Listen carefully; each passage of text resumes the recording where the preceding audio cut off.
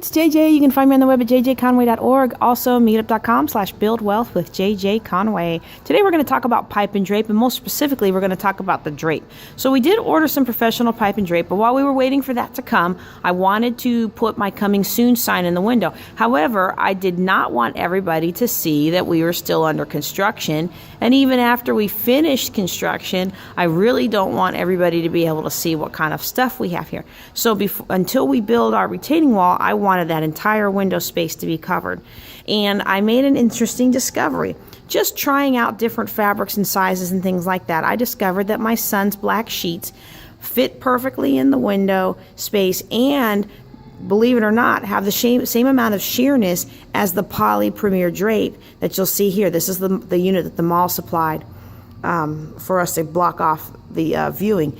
And so what we've done is I went out to Walmart and said, hey, I'll just buy a couple more of those sheets of my son's.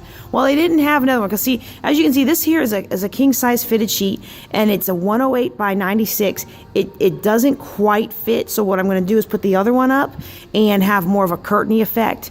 But I mean, look at that. Look at the difference. You can see the same amount of sheerness, and it works just well. Now, give me a second to put up the other curtain so you can see the final effect. Okay, so there it's up. You can see that's fills the whole space. Now what we've got up there, we've got a king size flat sheet and a queen size flat sheet. And again, my original thing was to use something professional, but I really want to get my coming soon sign up before my professional stuff gets here. And this for $20 is a quick fix that'll work. Now we're probably going to do, what I'm going to do for the entryway wall, since we're talking about pipe and drape, we are actually going to use pipe and drape until we get to the phase where we can actually build a real wall.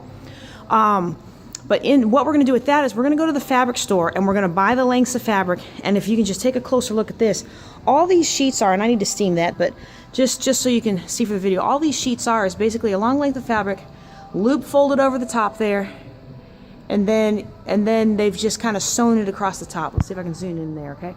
They've just sewn that across the top. Now my son's sheet that we originally tried this with, it had my old sheets have a pocket, so I didn't have to do anything. This one here, we had to cut the slot because it is folded over the top, but it's not, so the seam's not open with a pocket that you can use. The old sheets have pockets. I guess the new sheets, they're saving labor, and so I had to end up folding it over to make sure that you don't see those cut edges. But I mean, for 20 bucks, this works out just fine. And I'm going to go scrape the window off now. I'm going to go scrape the window pane off now so that I can actually hang up my sign.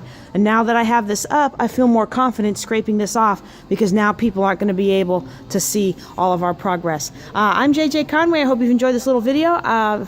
Hope you can save some money with some of these tips and tricks, especially if you are on a budget and you want to make things look nice. You take care. Be blessed.